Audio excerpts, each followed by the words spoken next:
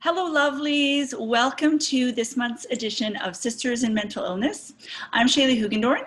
If you don't know me, I have a diagnosis of bipolar 2, and I am extremely passionate about sharing women's stories and talking about how our daily lives go and just try and make a safe space here. And I am uber excited because today I have Julie Kraft, who has been an online friend, and I get to meet her like on screen for real life. And so I'm just going to tell you a few things that I know about Julie, and then then we'll get started. So a friend of mine had told me about Julie because she told me I must read her book. And so it's called The Other Side of Me. I'm going to link everything, so you don't need to worry. And I was just so excited because it was someone with bipolar 2, because I don't know very many people with bipolar 2, and I felt like it would be someone that would completely get me. And I just craved other stories. And so I got the PDF copy and I read it in one night. Yay! Because that's how I roll, all or nothing. And it was amazing. And I knew I had to have her. And it was amazing because it was the way things were working. It was taking a while, and it worked out perfectly because she just came out with another book, which I'm so excited about. I just got my copy yesterday, and just being passionate about it. 2, being an educator. I'm so excited about this. And honestly, I can't even pretend that I bought it for my kids. Like I legit bought this for me. And what I wanted to do, instead of reading a super fancy bio, I wanted to read the back of this. Okay. Because it's my favorite. And yeah, it's my favorite. And when I read it to my daughter last night, she was like, oh, cool. Like, I don't usually read about the author because it's so serious. And she really liked this. So it says, about the author, Julie Kraft is a lady like Tilt-A-Whirl, full of feelings that spin and swirl. She once wore a mask and hid her tears, but now she shares her thoughts and fears. Julie loves painting and writing books. This is my favorite part. He doesn't like cleaning and rarely cooks, but she hopes to make up for it in other ways by creating art for the rest of her days. So good, friend. So good, friend. So I'd love to start out. I just shared that part of you. Did you want to introduce or add anything to that? Let's see. I'll just give a tiny blurb, I guess a tiny background on me. I am an author. It's surreal for me to say because, I didn't grow up with the dream of writing a book, but I went for it. I figured out how to do it. I've self-published my books. So yes, I'm an author, very excited about that. I'm also an artist. I love to paint and write, create, pick up junk on the side of the road, transform it, and also a mental health advocate. And whatever that means these days, but I've definitely come forward over the past 4 years and started sharing my journey, basically wherever I can. And so it's been an amazing journey, ups and downs. I'm also married. I've been with my husband, who's a very patient man, for almost 24 years. We have 3 daughters, living in Vancouver, BC right now. And so in a nutshell, I would say that's a little bit about me. Awesome. Yeah. So amazing. I'm wondering, how did you know that you needed help? Can you walk me through what was going on with you before you got your diagnosis? I know there's probably a long one, and we can get into that too, but I'd love to hear about how you knew, like, what was the breaking point for you? So I struggled from a very young age. I think when I hit about 12 or 13, my anxieties and insecurities took over, and they just kind of spiraled from there through high school. I was bullied. I had a heartbreak. Then I got married, and I thought that might fix everything. I had a baby fairly early on. And so from the outside, life looked perfect. But, every day was such a struggle. And so I knew I was struggling, but I had a lot of pride. And of course, I didn't want anyone else around me to find out. I didn't want my in-laws to know how much I was struggling. And so I hid behind a mask. And it took me to age 36 to finally hit rock bottom. And, it got really bad. And because I was wearing this mask all the time, I would get home every evening and just sort of unload and unleash on my family, because I think we take for granted that they're there. My wedding ring, I just thought my husband will take anything I throw his way. So he was definitely my punching bag. My kids took the brunt of having a very frustrated mommy. And so finally it was an ultimatum from my husband. And he just said, you need to go and get help. And if you don't, our marriage might not make it. I need to get the kids into a more stable environment. And so that's what it took for me to get help. But I definitely knew for years and years that I was struggling. I think it was my pride that kept me from getting help.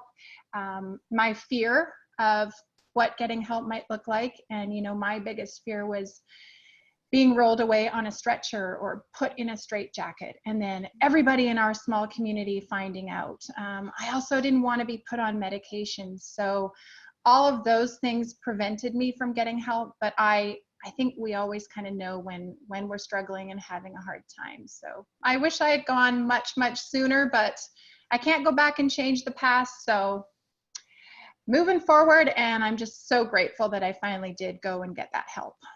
Beautiful. Yeah, I hear you. Sometimes I try not to, but sometimes I get, on a bad day wondering like, why not earlier? Wasted years. Yeah, I know. I love what you just said. So I'd like to go back in what you were saying about the stigma. And I'm wondering, what was your biggest fear? I know you mentioned knowing in your community, and I know the straitjacket and the being committed and those kinds of things, because we see that on TV, that's what we often straight go to. And if you're someone that did that, there is no shame in that either. To get not that, at all. Yeah, but it is a big fear. And so I'm wondering, one, what was behind that fear? Was it mostly people finding out? And two, I'm very curious about what you were worried about, or not wanting to go on medication. Right. And just going back to if I had been put in a psychiatric ward, or if I did have to go to the emergency room, and looking back now, I can think of about 3 or 4 specific times when I should have gone. And if I had gone, and I also get emotional because this is real life, but if I had gone, and if that's what the medical professionals had decided I needed at the time, then I know for a fact I probably would have been given a diagnosis 2 decades earlier. Yeah. And I just think, like you said, about all that time that I could have back with my kids and my husband, and all the hurt and heartache. There's a new word. Let's coin that. All the hurt and heartache that I could have saved, not only myself, but my family and, my friends and everyone around me. So, there is absolutely no shame. If anything, I do wish that I had gone in my darkest moments. And so back to the stigma, I now realize that I think I was my own worst enemy. I mean, I knew stigma existed, but I think the biggest place that it festered was in my own mind. And I, self-stigmatized. And I just assumed that if I had a bipolar diagnosis and opened up to people, that they would instantly, be afraid of me, back away. I worried, are parents going to send their kids to my house for play dates? Is my husband going to get sympathy cards? And so I felt broken, and I just felt that if I had that diagnosis, that would make me an unfit mother and an unfit partner and a wife. And so I needed to realize that I didn't give people the chance to love on me and accept me and, show me empathy. And so as much as the stigma exists out in the world, and we're still fighting it, I did have to sort of, realize that a lot of that was in my own mind. And yes, it did revolve a lot around medication. And, I didn't like the idea of it. I didn't like the idea of sort of needing to depend on something to function normally. I was afraid it would take away my creativity and my, creative rocket fueled energy. And I would, become this zombie, lifeless with foam dripping out of my mouth. And so I was afraid of that. And then I think once I realized that bipolar 2 disorder is absolutely biological and my neurotransmitters are not firing as they should, and my brain needs a tiny bit of help. Once I got that through, my head, it made it so much easier. And, if I had any other physical illness, I wouldn't hesitate to take medication. And so I think mental illness should be no different. And so, the other thing is, I think a lot of people sometimes are worried that the medication will change who they are and take away the essence of who they are. And I now realize that my medication, the medication that I'm on, is helping me to be the best version of myself. It's helping me to be a better mom, a better wife, and I know for a fact it's helping me to be here right now and share my journey. And I'm still anxious. I still get nervous for interviews, but I know without a doubt that without my medication, I don't think I would be in the place that I am today. So I'm so glad I got over it. I take my medication every night. I don't even do a second thought. And so that's where I've come to as far as medication. Wow. Can I just say I love you? Oh my gosh. I love you too. I wish. Can I be super bossy and interject? No. I just need to say that I've never met you, Shaley, in person, but the beautiful thing about being vulnerable and sharing your journeys is when you find someone else that does the same. And I've read some of your articles that you've written, and I've just sat there and said, I've felt the same exact way. There's this instant connection, I think, when you have this shared experience with someone. And I'm not really someone for small talk. I like to, get right to the heart of things. And so to be able to make these connections without have even meeting you, without us even going for coffee yet, I think it's beautiful. And I think it's one of my favorite things about advocacy. So there you go. Okay, I'll give control back to you now. Me too. And you know what? If we interrupt each other, we're just going to show a side of us that's excited.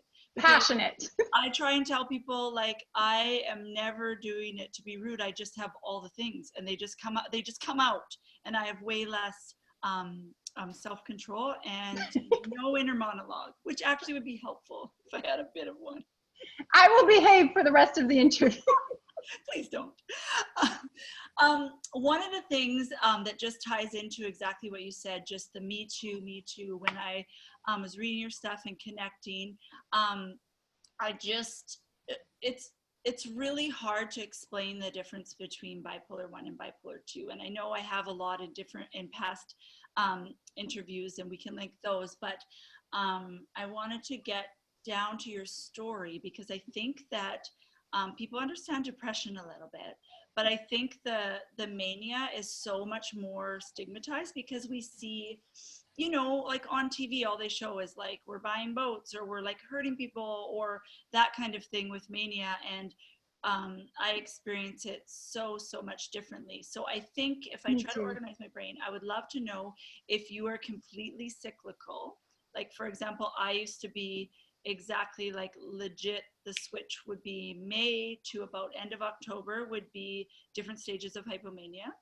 And then October to May, the, different depths of depression. So that would be the first one. And then the second one, I would love to hear how you experience hypomania and if you have any like stories so that we could just like see into your life of what a hypomanic day or incident might happen. I have stories and you're going to hear them. Okay, so cyclical, I wish I could have a schedule and say, it's going to hit, in the spring, and then I'm going to write this book and that book. So for me, there really is, this far into it, there really is no rhyme or reason. Yeah, I wish I could know when those times were coming so I could just sort of brace for it. But I think you hit on such an important thing. I think mania, there is so much stigma around mania, and you're absolutely right. I think, the media loves to jump on any celebrity that happens to be, you know, in a manic state, because it's sort of, it's interesting. I mean, we're all curious people. It makes for great headlines, great television, but there is this side of mania. It's my favorite part of having bipolar. And I'm so thankful that I've now gotten to a place of being able to manage and control it. For me, it comes as like explosive creative bursts of energy, millions of ideas. If I'm writing, the words just flow out. And oftentimes it's all through the night.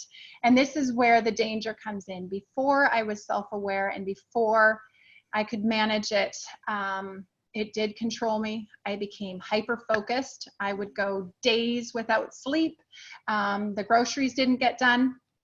Laundry didn't get done. And so when I let it take over, and only out of excitement and believing that I was going to change the world, when I let it take over and didn't have, you know, discipline about everything else in my life, that's where it became a very negative thing. And that's where my kids, you know, still to this day, I'm still working on, you know, repairing some aspects of my relationship, because my kids have said to me, Mom, you were gone.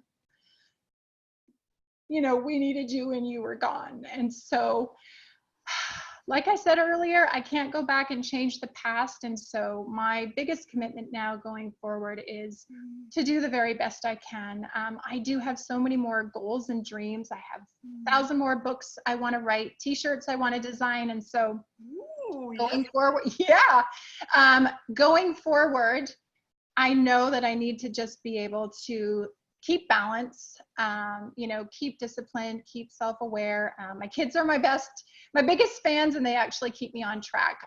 When I was working on my children's book, my daughter came out at like 1 in the morning and she goes, Mom, get to bed. You know, you need your sleep. And so, you know, they're my little built-in support system. So I think going forward, you know, I've learned to manage my hypomania. And so I'm going to channel that. And I see it as a gift that I've been given. And if I manage it properly, I will hopefully be able to create and make the world a brighter place. And so I hope the stigma surrounding mania and hypomania changes. Perhaps I'll get on more of a rhythm, but you know, and I also wanted to mention, when the creativity does go away and I'm in more of a depressive state, it's easy to think that that creativity will never come back and that I've lost it. And I need to just remind myself it will come back. You know, feelings are temporary, and I just need to take a deep breath and wait it out. So those are my thoughts on hypomania. Yeah.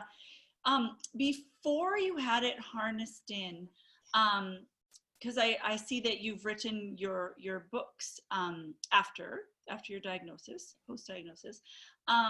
What would be the kinds of, you said you were an artist, what would be the kinds of projects that would keep you up? And did you I feel this intense sense of urgency. And I think, like you said, about your children and your family, it was similar for me. Lucky my kids are young enough. I don't think that they remember some of those times. I was very aware of it and tried to get help like this whole time, but I only went when I was depressed, because that's what I thought it was, because the hypomania was so much better than the depression. I didn't recognize the severe anxiety that came with it. So let me go back. This is a perfect example of the brain. What kind of projects, and do you feel that sense of urgency and that like catastrophe? Because there's some things that I know I shouldn't say, or I know I shouldn't keep, but there's this feeling in me that like is so imminent. I can't explain to people that if I don't get it out, because they're like, you know, you talk about hard things, or you this, but I feel it's almost more physically painful, more before, now a bit less, to not do the things.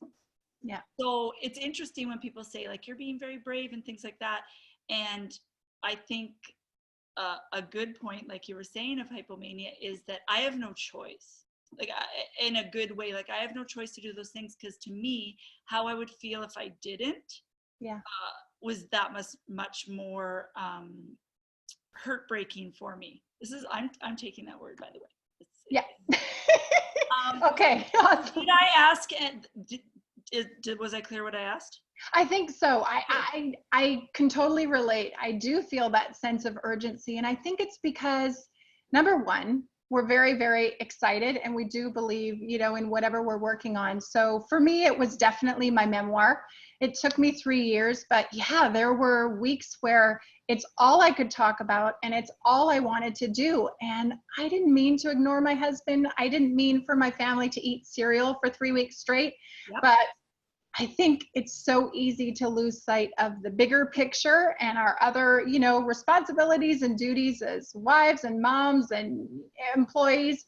And so I don't think we do it on purpose. We just do it out of that sense of excitement. And I know for me, Exactly. experiencing those dreams, goals, and having the energy, but knowing. And for me, it's not cyclical. So for me, it really can be from one day to the next that I lose confidence, I lose passion. And so I think that sense of urgency for me comes from knowing that at any point, my enthusiasm for a given project could disappear with, I have no idea when my energy will come back. I mean, I've even been driving down the road and thoughts and ideas for an Instagram post, and I'll pull over and I'll do the voice recording and try to get it all out because during hypomanic times, it just flows out of me. And when I'm in a darker place, it's all I could do. I went for months without writing anything, and it was very frustrating. And also going back to giving a bit of a glimpse, another part of hypomania is confidence like I've never felt before.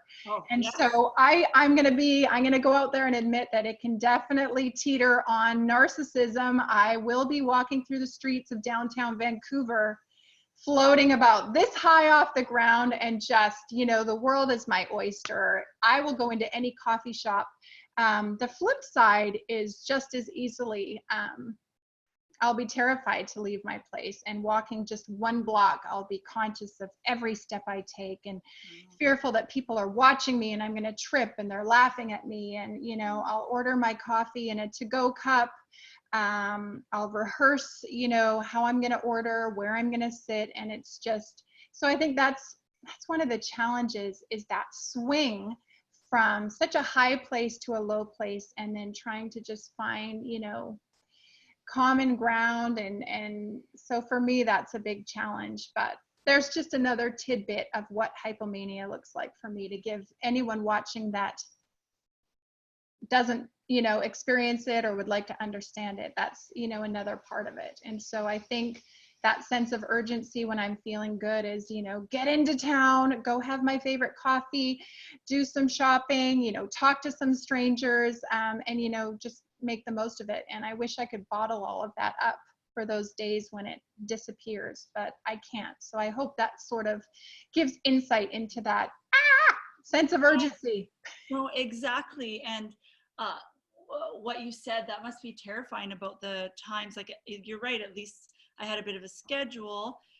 Hard in that the depression was so deep and felt so long, and I was the looming know it was coming. So literally I felt like I'm alive 6 months out of the year. So the sense of urgency, like if I don't get it done before the end of October, or if I don't do all the things, then, I have to wait till the next year. Not that I had to, I would try. I think the different, and I want to speak to what you were talking about the confidence and no confidence. It's hard because you feel like people, I did anyways, like you better when you're confident, and you get compliments about, like you can do this and you can do that. And I think, like you said, borderlining on thinking, like sometimes, like, it's embarrassing how awesome I think I am, and how hilarious I think I am, and how I have these gifts I'm doing amazing, right? But I'm an analyzer after, like you say, beforehand. So I do the things, but then I go back over everything, and there are some things that have, gotten stuck. And of course, like you said, medication, I can deal much better, but there's certain periods or certain things that happen to me that I can still feel deep shame. I recognize that I still am working on that. about something that probably like 0 people remember except me. I mean, some of them were big. I mean, I did have a broken engagement, but just some of the times things have slipped out, or I've said something that's still, you know, I used to would have said haunts me. Now I would say I can recognize it. And if I'm not in, you know, in a bad place, I can be like, let it float by and not get stuck on it. But I do after. I relate. I do it before, I do it after. I'm the queen of obsessing, rereading emails, rereading messages. I'll be at a Christmas party, go home, think it was amazing, and then 3 a.m. comes and I start, you know, did I offend that person? Oh no. And I'll go from being completely confident to questioning every single move I made, thing I said. And that's where I have to just be really diligent about taking all of those thoughts captive, going back to try to be rational. Sometimes it helps to, you know, get my husband as my sounding board and just say, this is how I'm feeling. And he'll just look at me and go, no, you are blowing this way out of proportion. You are obsessing. You're fine. I wouldn't have even thought of that. And so sometimes it does help having others, trusted people in our lives to bounce some things off of. And then, you know, to just take a deep breath. And now for me, I've learned to be a little bit more controlled with my words and my thoughts. And if I get really excited and want to send an email, it's okay to take a few hours, maybe read it a few times before I press that send button. So I can relate to so much of your journey. And it is so nice to hear that I am not the only one with these thoughts and feelings. Yeah. It's like you said, depending on where I'm at, the medication really, I mean, I still get it, but I think it's more situational kind of depression. My medication has taken away the depression. Like it really has. I mean, I have different things, but it has, but I still, the hypomania is still there to way less of a degree. And like people might not understand, but like you said, I enjoy part of it. But what I don't enjoy, and I don't know if you have this with the obsessing as well, is the anxiety and the part that I'm still kind of struggling to talk about, just as being women and women of faith. And it's just, you know, the whole idea of being a nice girl, which let's just get rid of that. But this idea is sometimes it's legit rage. And I like just the shame in that and what a terrible person and whatever. But I'm realizing now, and it's comforting to me, not easy, you know, because of I have to work so hard at it, but that is a symptom, that actually is like my brain chemistry and the chemistry in my body. Because I was thinking, like, what am I, such a horrible person? And being a woman of faith, like, where's the joy of the Lord? You know, do not be angry with your neighbor. Like, but I've worked through that baggage, but and still to this day. And then the shame afterwards. And like you said, like the brunt of it would be to my biggest supporters, like my husband and my mom. And I have a neuroatypical daughter. So people say, well, at least you understand her. And I'm like, I do, but I'm trying to teach her coping mechanisms that I can barely do at some point. So I'm wondering if how do you experience do you get hypomanic anxiety, and how does that present for you? Well, I think I'll just blanket it by saying, I have anxiety, whether I'm depressed, hypomanic, there is always some level of anxiety, and my medication does help with that, but it's not a cure-all. And so I try to do my best to take my thoughts captive, be rational about things, and also take a deep breath and realize that I'm human. Not every day is going to be a perfect day. I am going to have those moments of rage too, and moments where I'm not the best parent on the planet. And So yeah, I have learned to manage, but I think that's my biggest struggle. It's just my anxiety. And my husband once looked at me and he says, do a brain dump of everything swirling in your head right now. And so I did, and he just looked at me and he said, how do you live like that? I don't have any of those thoughts. And I think it gave him just a tiny glimpse of sort of the jumble of thoughts and worries at any given point. And so I wish that I could say that I draw on my faith every minute of every day.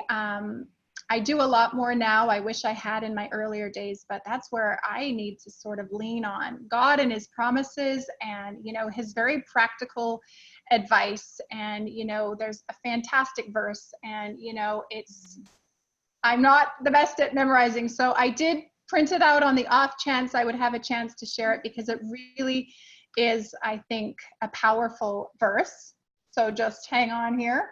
I love it. It's Philippians 4:8, and it's whatever is true, whatever is noble, whatever is right, whatever is pure, whatever is lovely, if anything is excellent or praiseworthy, think about such things. And so I have to think of my mind sort of as an airport, and every thought, and there are millions on a daily basis, every thought I need to make a conscious choice. Am I going to let that thought land and settle in my heart and my mind, or am I just going to say, you are not clear to land, just keep on going? And I also know that I think the devil knows our weaknesses, and for me it's definitely my thoughts, my anxieties, and my worries. And so I think he's out there looking for any foothold that he can grab and use, to put me in a not so great place. So I forget what the question was, but I think it was about anxiety. But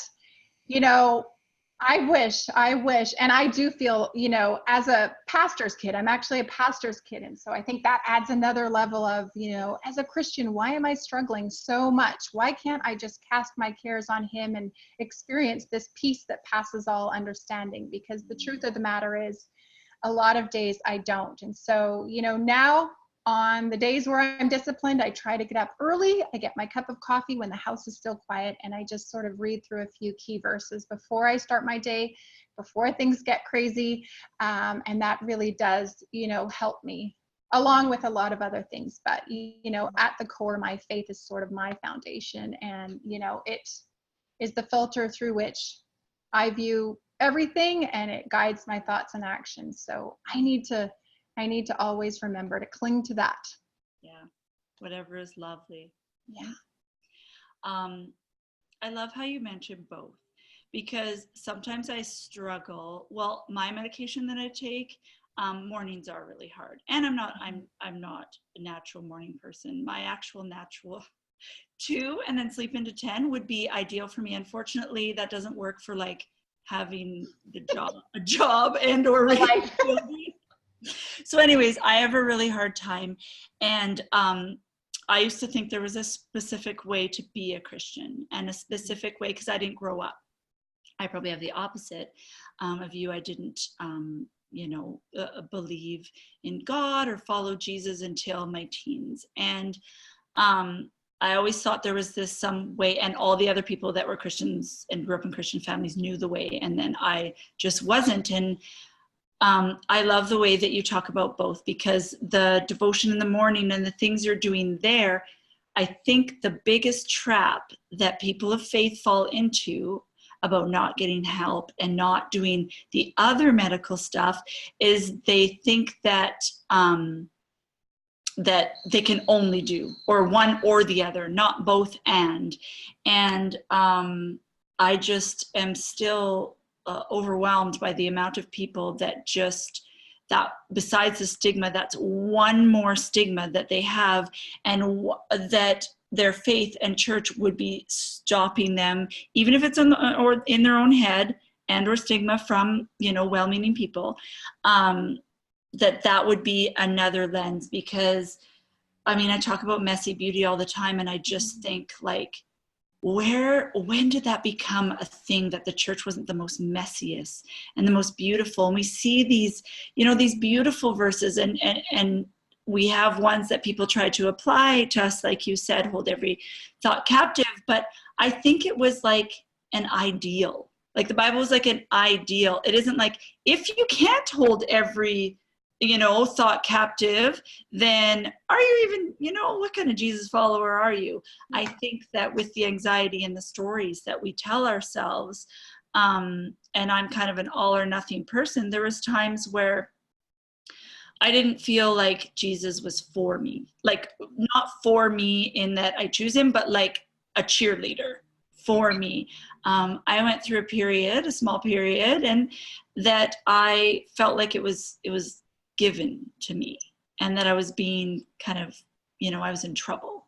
And that is why. And I think the beauty in what you're saying is that, we can do both. And I think just within the last 4 years, I've gotten back to that, because even though I was still desperately following Jesus, there was a bit of a wall, because I kind of in the back of my head still like, why wouldn't you completely heal me? And I think that the real heart healing came when I realized that he is healing me by being with me. I may always take medication. My brain may always work like this, but I think our society puts such an emphasis on physical healing. And I'm wondering if you've ever had feelings like that, and or you're in such a beautiful place right now.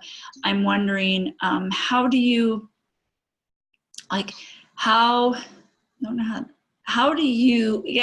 experience your faith, and the idea that it seems like we talk a lot in the church about physical healing. What are your thoughts about that? Or I have so many thoughts. I relate to so much of what you said. And, my experience is so different from yours, because I was basically born in the front row of the church. And so from a very young age, we lived in small towns. So everybody knew us as the pastor's family, the little old church ladies. I was perfect in their eyes. And so I felt this pressure, to learn the Bible verses and the songs and just sort of have this perfect life. And so when my teen years hit, and I started experiencing anxiety, not only in my life outside of the church, but also on Sunday morning. And that carried through, where am I going to sit? Should I, stand for this hymn, but my legs are tired, but what is someone going to think? And the offering plate is coming. And what if I spill the communion cup? So I definitely, I was having a hard time just being in church on a Sunday morning. And then the small talk in the lobby afterwards. And what if someone invited us? So definitely, my faith, I thought it should have cured all of those things. And I did question, is my faith real? And should I just be reading my Bible more, memorize a few more verses? And I did self-stigmatize. And I must admit, I have a YouTube video up. And just the other day, I got a comment that was not very helpful. And it just enforced some very unfortunate views that I needed to be cured, that all I needed was Jesus. And here's my take on it. And it's taken me a while to get to this place, years, decades. But I basically did have a crisis of faith where I had to go back to the beginning and say, am I broken? Why would God create me this way? And so I first had to say, do I believe in God? And do I believe in God just because my family and I went to church every Sunday and that was the thing to do? Or is my faith my own? And why is it my own? And so for me, it's a very childlike faith. It's very simple. There's too much around me to just show me that there is a creator. So when I looked at my babies when they were born, or sunsets, sunrises, the patterns on butterflies' wings, it leaves no doubt in my mind. And I've seen people with a faith just walk through the darkest storms and trials with this just incredible peace that I know only God could give. Nothing in the world could give that. And so if I believe in God, then I have to take it to the next step and say, then the Bible is his spoken word. And so I need to believe his promises. And I love, the verse, he created my inmost being, his works are wonderful. I know that full well. And so for me to finally believe that the way I'm wired, my personality, my brain, it was knit together by God. in the very beginning. And so I need to now take comfort in knowing that I'm not a mistake. I'm not broken. My brain hasn't been miswired. It definitely has so many positives. And so once I realized that, instead of asking, why has God wired me this way, I finally decided to say, I wonder why God has wired me this way. And so there's another verse. I have it written down. I'm not that good. I wasn't that good as a pastor's kid. Where is it? You put about a lot there without paper that I was. It's right here. Okay. So here it is. For I know the plans I have for you, declares the Lord, plans to prosper you and not harm you, plans to give you hope in a future. And so then I started to change my thinking. Okay, my brain is wired differently. The world needs different brains, different talents and gifts. So I had to ask myself, okay, if this is how I've been created, God doesn't make mistakes, what am I going to do with that? And how am I going to harness the gifts that he's given me? And my husband has a great analogy, and I will share it and give him the credit. He said, bipolar is the paint palette that God has given you, and your life is the canvas. And so now use it as an opportunity and harness those gifts and talents, as a gift back to the world and as a gift back to God. And so that flipped my whole thinking. And I don't question my faith. I think if anything, my bipolar journey has refined and strengthened my faith. And it's at a place where, for the YouTube comment I got, I will respond. I'm going to take, a few hours, reread my response. That never hurts, but just sort of say, I absolutely need Jesus. I don't need to be cured, but he needs to be at the beginning of each day with me throughout the day. And, I also believe that, he's with me. And I know for a lot of Christians, we wouldn't bat an eyelash for someone taking, insulin or medication for a heart condition. I do believe that God has given us incredible resources, medication being one of them. And that, that's what I do believe. And, my dad, he's a pastor, an incredible man of incredible faith. He needed a heart surgery last year, a quintuple bypass. And so I don't for a minute question that his heart condition was, a function of a lack of faith. And so I think once people start to realize that it's a physical issue and not a spiritual issue, I think a lot of that stigma will go away. But I'm so encouraged because I have been given the opportunity to share my journey in a church. And I know there are different organizations that now see the value of creating resources to educate churches, to offer understanding and just give them guidance on how to come alongside. And I would hope that the church is meant to be a place for the hurting and the broken to come in their greatest time of need. And so, for those suffering from mental health issues or dealing with mental health conditions, I would hope that the church would also be a place like that for them. So I'm very encouraged. There are strides being taken. I think we still have a ways to go, but I see the tide turning, and I'm just thrilled whenever I get the chance to be some small part of that. And I know you have also had opportunities come your way. So I just want to take this chance to thank you for all that you do to also share your faith, because I know, we're human.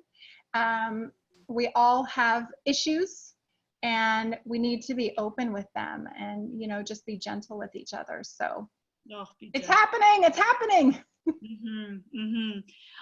One of the things that comes along with me is that I have to work really hard not to latch on to the negative of things like and what I like to remember. So what will be solidified, I have a hard time remembering the really good thing that happens if something hard happens.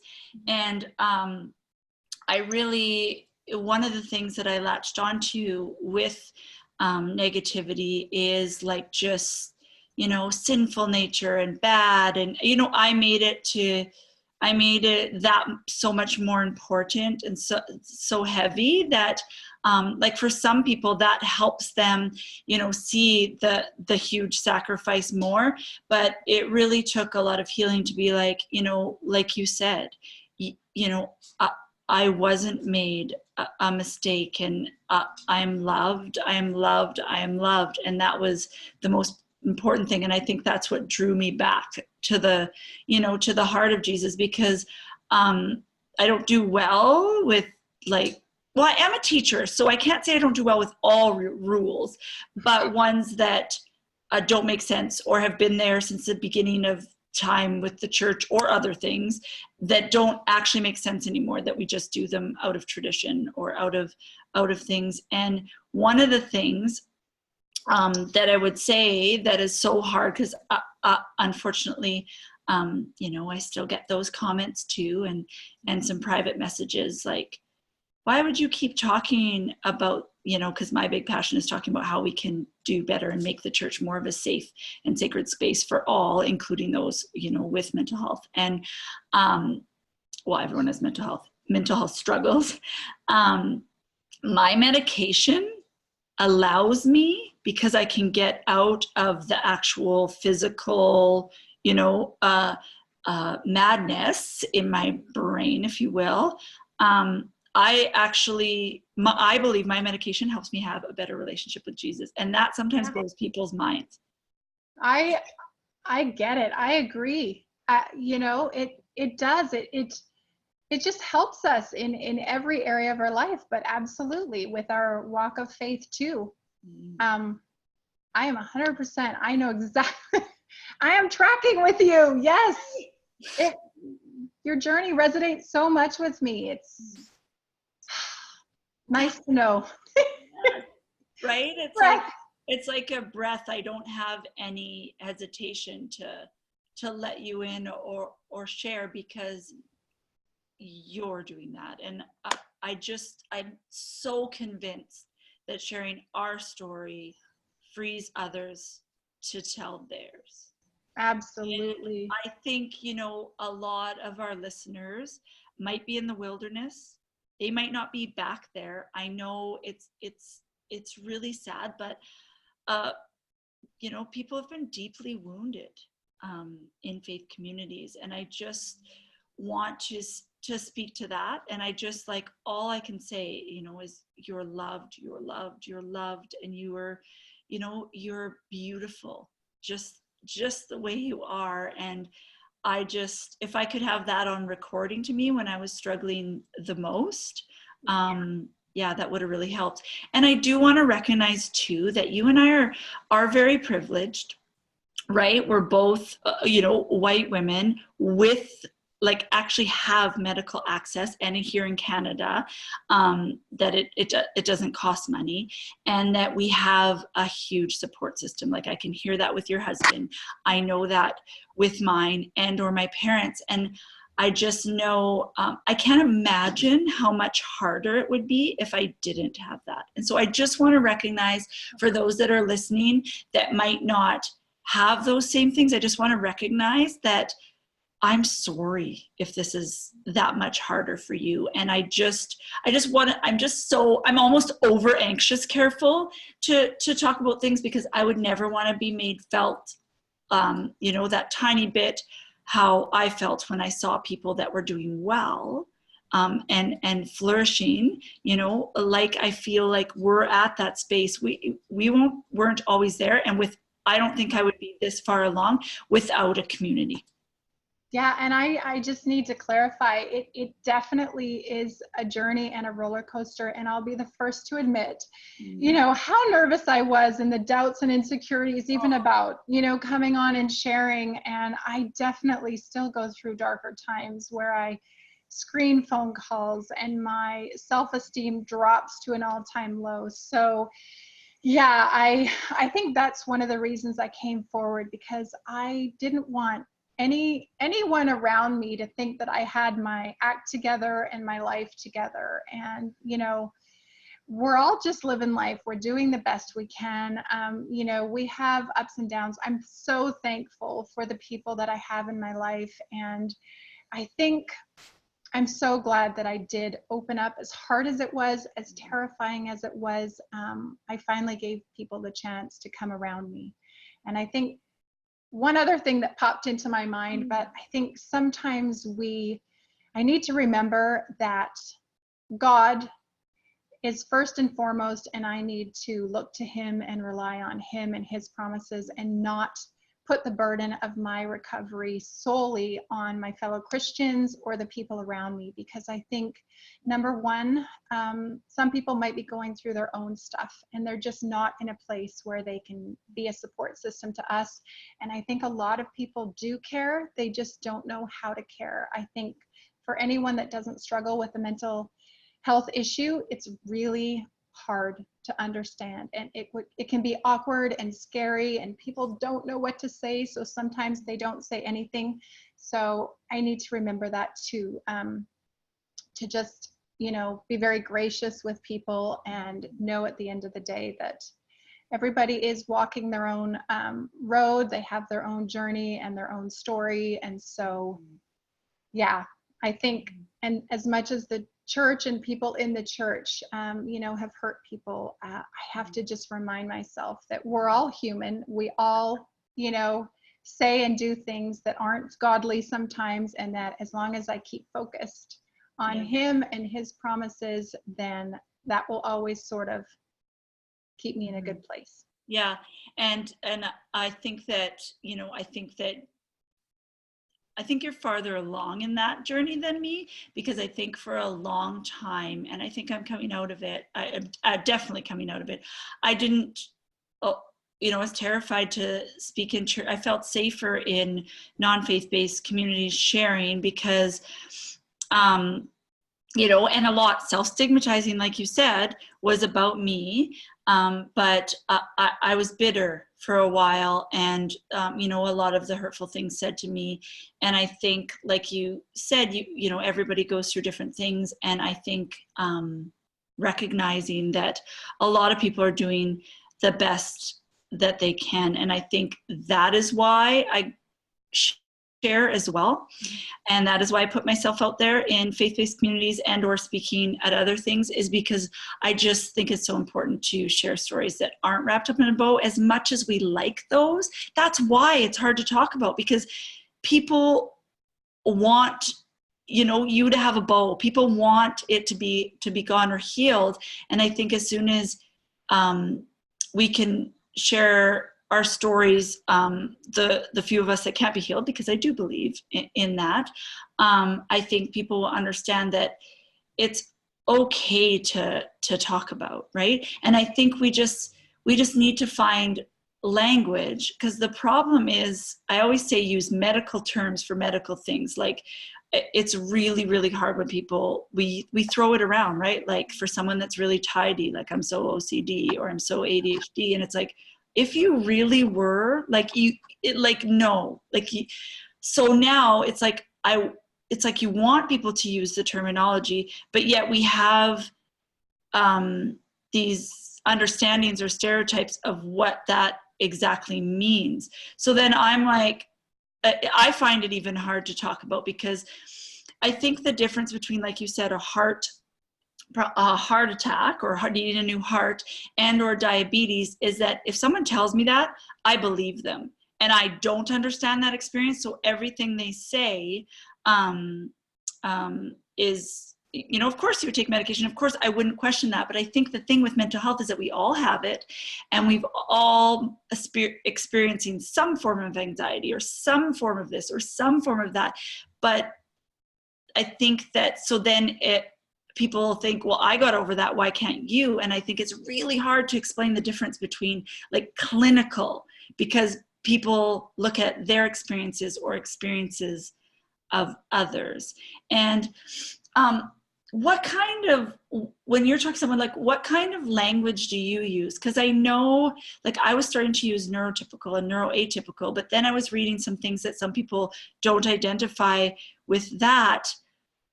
How do you navigate all of that? I've joked in the past that we need a handbook, and at the end of the day, I think it comes down to each individual and what they feel comfortable with. And when I was first diagnosed, I didn't want to hear the word bipolar. My mind was instantly flooded with, you know, all of those images, negative images, cartoons, you know, like people with their head twisting around. And so even the word, I wish there was a different name for the disorder. So even the word would, induce this physical reaction. And then I went through a few years where I stuck to it, that I have bipolar. It's something I have. It's not something I am. And Yes. so I understand that. But now, and I was diagnosed in 2010. So I'm 9 years in and have had time to make complete and total peace with it. And so if someone says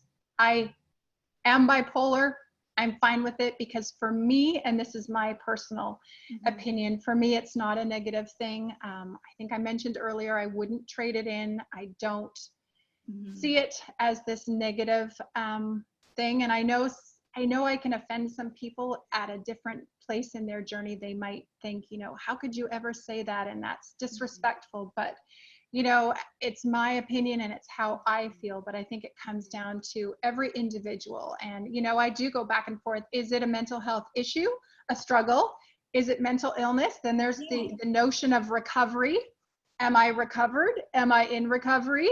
It can all be a bit much. And I think we can just get so wrapped up in that we just, lose sight of everything. So for me, I know language is very important, but I have learned now a lot of people just don't understand and they haven't been gently educated. So I've had a waiter and a waitress in the past year loosely throw around the term bipolar to describe the weather, because in Vancouver, it's very unpredictable.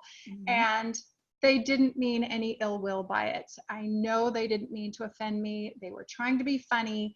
And I did, as a mental health advocate, my husband said, "You're not going to let that go, are you?" And so in the gentlest way possible, I just sort of said to them, I just needed to let you know I'm not angry with you, but I have bipolar disorder. And I wanted to let you know that it is, a condition that's very serious. It can mean a lot of pain and hurt and heartache for some people. And using bipolar to describe that is probably not the best terminology. And, one of the waiters, he just almost started crying and he just apologized profusely. And I think he just didn't understand. So I think we as people with mental health issues, I'll call it, just need to keep that in mind too, that sometimes people, they don't mean any harm by it. They just haven't been educated. And, I'm so thankful that I've come forward because I've connected with other mental health advocates, and, they've had OCD or they've experienced losing someone to suicide. And I've been taught, yes, we did used to joke about my husband being very orderly, and we would throw around, "You're so OCD." I now realize how hurtful that can be for someone that is dealing with that. And something as simple, I never thought about this before, but I used to say, that will send me over the edge. And I know some people would say that's harmless, but, for anyone that has someone in their life that may have experienced trauma due to someone, in a circumstance similar to that, that would be very hurtful. So it's definitely made me very mindful going forward. So I think, there will always be a debate about language, but at the end of the day, I think it's whatever you're comfortable with, and we need to just respect everyone with where they're at in their journey and how they choose to describe themselves and their conditions. Yeah, and I think you're absolutely, I love that you did that, because sometimes in those situations, it's not that I don't want to, sometimes I'm like, because I worry so much about making them uncomfortable, but I know, it's so awkward. So awkward. But I think the key that you were saying is gentleness, right? And with someone that's like abrupt and says it as it is, I sometimes come off, I'm really working on that, assuming that they're coming from a place of unknowing. Yeah. Sometimes that's not true, but most people, it's from the unknowing. Yeah. And I was like you, I was completely terrified of the word. I didn't use it for several years. And so crazy that you said that. See, I say crazy, right? That's one that I'm having a really hard time. Oh yeah, right. So yeah, but it's exciting that you said, like, 2010 was my diagnosis. Really? 9 years. Yes. Sisters in mental health. Sisters. Yeah. So yeah. Wow. That's I had no idea. See? here. Very, very cool. Very, very cool. Yeah. Well, and there are so many other terms that I've now said. Is it okay? Like, I know people, well, I'm pretty sure psycho is not a good one, but I had a friend sort of run through a whole list. Is this okay to say? Then is this okay to say? And I just think, it depends I on don't know. I think, right? And so I think first step is being aware of it. I don't know if, as much as I'll try, if I'll be able to eliminate the word crazy. Yeah, I know. I think I said it earlier. I think I right? I'm guilty. But I think hopefully people are practicing grace on us too. But I think I did have a close friend that uses mental, right? Like, yes, my day that's was so mental. And then she looked, then she was like, right? And I'm like, yeah, you know, we're working on it. It's just so infused in our, I don't know, what's that word? Like our, I don't psyche, know. conscience. Yeah, I was trying to use a fancy word like lexicon or something. No fancy I word know here. what that means. So yeah, I think it's infused that it's us too. And if I can't give other people grace, you know, I love that, because I just kind of in the last year have been thinking about the self-stigmatized stuff, right? Yeah. And yeah, if I'm using it, then you know, I need to help others, but gently. Yeah, I know. And I have been in a situation where I chose to not speak up because I'll admit it is so awkward. So awkward. Someone was describing their child. I knew it was coming. I just knew it. He was describing how his 2-year-old was happy one minute, sad the next. And I just thought, oh, no, no, no. And he said, you know, he's so bipolar. And in that moment, I chose to not speak up. It was a notary appointment and it would have just been completely awkward. So in hindsight, and my husband kind of hit my knee from under the table and I thought, not in this moment. But when I went home, I thought, what could I have said in response? And he said, well, you could have just looked at him and said, oh, well, I have bipolar and I don't act that way. So Actually, that's really good. Instead that's of a good comeback. Like, educate and just and keeping it light. It just depends on the situation. And sometimes, like right in it, like I also have to remind myself. This is my big question: do I get the vibe, like from someone close to me or someone close to me? Do I get the vibe? Because there are some people. Do I get the vibe that they're committed to misunderstanding or committed to understanding? Because sometimes I can't. I have limited, you know, energy and limited, not energy.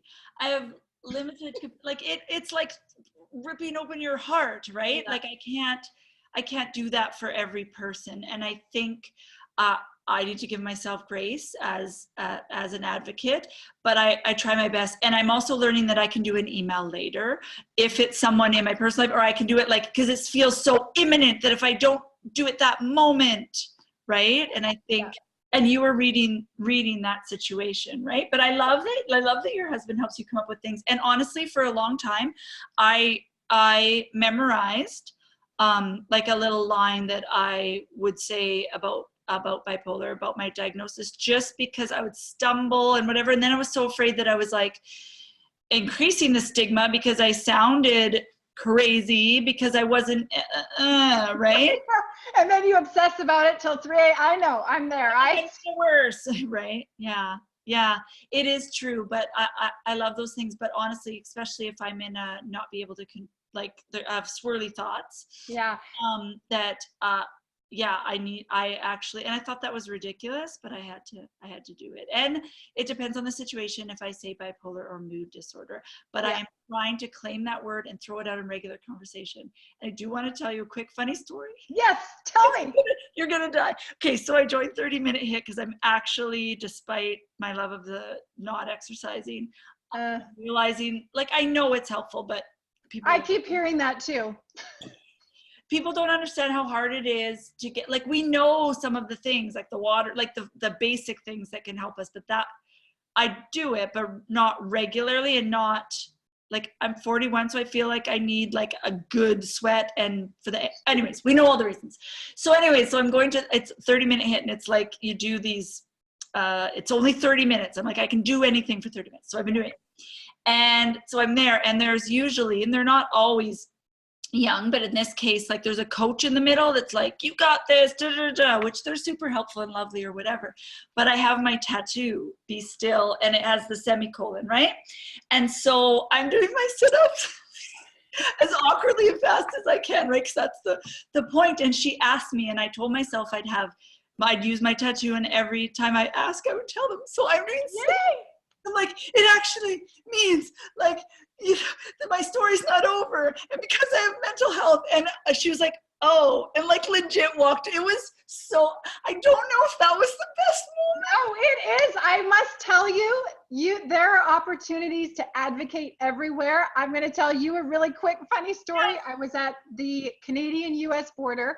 Oh no. They chose to send me to secondary inspection, and they basically said, get out of the car and then just tell us everything we're going to find. And I said, well, you're going to find a document about my mental health journey because I'm a mental health advocate.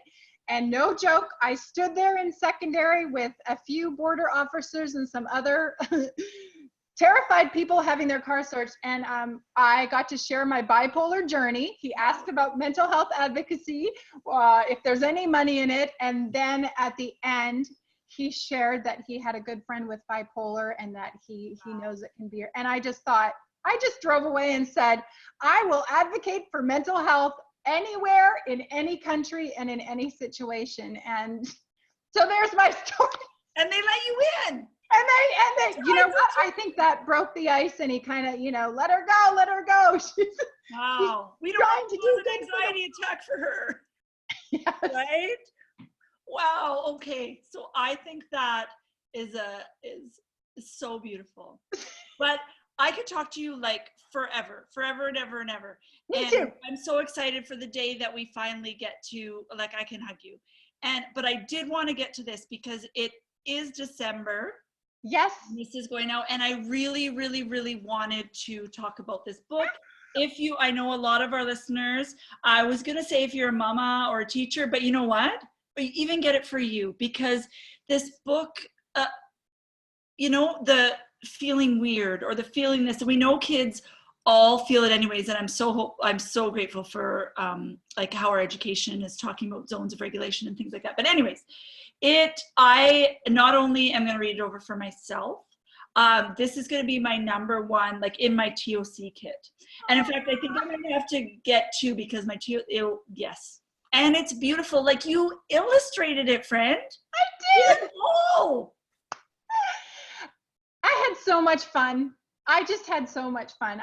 It is unbelievable to see that, because it wasn't easy. It took me 2 years, a lot of trial and error, but I just want to encourage anyone out there that has a dream to write a book. It is absolutely possible. If I can figure out how to do it, anyone else out there can do it as well. And there's so many options. So I do hear from people a lot, I've always wanted to write a book or make a children's book. So it can be done. So if I get emotional when I see the cover, it's because there was a day where I thought, I'm never going to be able to do this. And it's just perseverance. And I just fought through, and I finished. And so to see you holding it is a dream come true. Oh, and you know what? I love that you said that, because a huge portion of our readership and or our contributors, they are writers, right? Many of them have done books, but also many of our contributors, like me, aren't a natural writer or that kind of thing. And people are writing. Yes, I need all stories. You don't have to be wordsy. You just no. And with my memoir, that was my biggest fear. I'm going to admit right now, I'm not a non-reader. I don't read books. I prefer pictures, magazines. And so, my daughter joked with me at the beginning, Mom, do you think you should maybe read a book or two before you try to write a book? And so I had all those insecurities about my writing. And I know I'm not the best writer, but I know that I'm the only one that can tell my story. I love that you said that, because so many of our listeners and readers and contributors are writers, and but there are some that don't think of themselves as a writer. And I just think we all have a story in us. And honestly, of course, I love to read poetry and wordsy words, but I think right now we're just craving story. Yeah. Realness and honesty. And I talked about the children's book, but I also like these are Christmas presents, people. I'm going to think everything. You need to go and you need to follow Julie, but I would also love to hear what you have to say to someone that is thinking about it, or maybe has a little hope or dream to write something. Right. Just sit down, cast aside your insecurities. The world needs our stories. And I had so many insecurities about my own writing. I'll be the first one to admit I'm not a huge reader. You know, my daughter joked, Mom, before you try to write a book, do you think you should maybe read a book or two? And so, you know, that almost prevented me from going on to write. But then I just, you know, I realized no one else could tell my story the same way and as authentically and openly as I could. And so I just needed to throw that out. And, you know I'm not the best writer in the world, but I knew that I had a story that I wanted to tell. And so for anyone else out there, just start writing. I think each of our stories is so different. And, you know, I think God can use the weirdest and smallest parts of our story in the most amazing ways. And I hear back from people, and it's so interesting, the different parts of my book that have stuck out in their mind. And so I am everyone's biggest fan. And like I said, the publishing process, there are so many options out there to self-publish. They're very inexpensive. They're very inexpensive. And, you know, if I could figure out how to do it, anyone else out there could too. So I'll be the first one to encourage anyone out there. And I know it can be a daunting process, but I mean, my best advice is to just start writing, and then, you know, everything will fall into place. You don't have to have it all sorted. You don't have to have your cover design. It will all come together in its own timing, and it will be used in the most powerful ways. So write. I am so ridiculously proud of you, because so much that we share. I can imagine how even much harder with an amazing woman with bipolar disorder, how to finish, to keep going, and sometimes our bodies to even just sit and write. I might have a little bit of that dream. I am such a better talker and speaker. Perhaps I will make a memoir video before I do that. But yeah, I think we need to, that inspiration is beautiful. And I think, yeah, doing it, sharing your story, and I understand a lot of people aren't ready, and until then we'll hold your dream for you. Yeah, and I'm going to be bossy again here and interject. Yes. I get a lot of messages from people, you know, and they want to start sharing their story, and they just don't know how to do it or where to do it. And so, as you mentioned, there are so many different ways. The first way that I came out with my story, I actually plopped my camera on an ironing board and a stack of books, and I just filmed my story. And I pretended that I was being interviewed by a teddy bear, and I posted it on YouTube. And that was the beginning of my advocacy. It was seen by a psychologist down in the States, and he reached out, and it's just, I kept just saying yes to opportunities, and, you know, gave it all to God and said, you know what, I'm yours, use me, use my story. And so, you know, there are different initiatives that people have started, whether it's a t-shirt, a video, even there are so many mental health websites that will let you contribute a little blog post or a piece of writing. And so even Instagram, you know, just creating a mental health account on there. There's so many amazing ways to reach people all over the world. And I know social media gets a bad rap a lot of the time, but it really has helped me to make so many amazing connections, including our connection. And so I just encourage anyone, you know, there are so many ways. And if you do feel like you want to reach out, and I know everyone's in their own timeline, yes. Everyone's at their own space in their journey. And so you can even advocate by opening up to a friend, you know, over coffee one day. And so, you know, everybody's gifts and talents are different. And I know sometimes people even mention, you know, is there this sense of competitiveness among advocates? And I just say, no, we have no time for that. You know, we're all working towards this common goal of spreading awareness, giving the world a face of, you know, mental health issues, offering insight. And so I don't feel any competition. I am thrilled, like honored to be here, and would jump at the chance to collaborate with you and just, Yes. you know, Yes, let's girl power.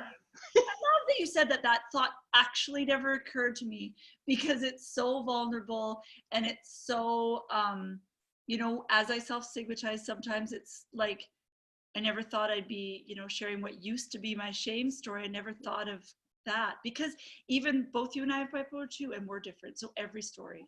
I And just want to thank you. And you know what? I don't know about you. It might take me a while, but I'll answer every message. I really will. If you have me too. If there's any questions for me, I'll get them somehow, and I'd be happy to answer anything as well. Awesome. And I'm going to attach in here, you know, all of Julie's handles. I think that you need to go follow her right now, because she's doing beautiful work, and then we can all be besties like we just are, even though we haven't met. Yeah, thank you again. This has been an amazing morning, and I'm really excited for people to hear your story and get your books. And yeah, I can't even tell you how excited I am. Well, I'm thrilled, and I just wanted to say a huge thank you for having me, and then all the work that you do. So honored to be here and have this opportunity. So huge thank you. Okay, friend, let's make a plan to hug in real life. Yes. Coffee, I think it'll have to be a marathon 30-hour coffee with, you know, yeah, for sure. We don't need the sleep, right? I'm in. Okay, bye, friend. Bye.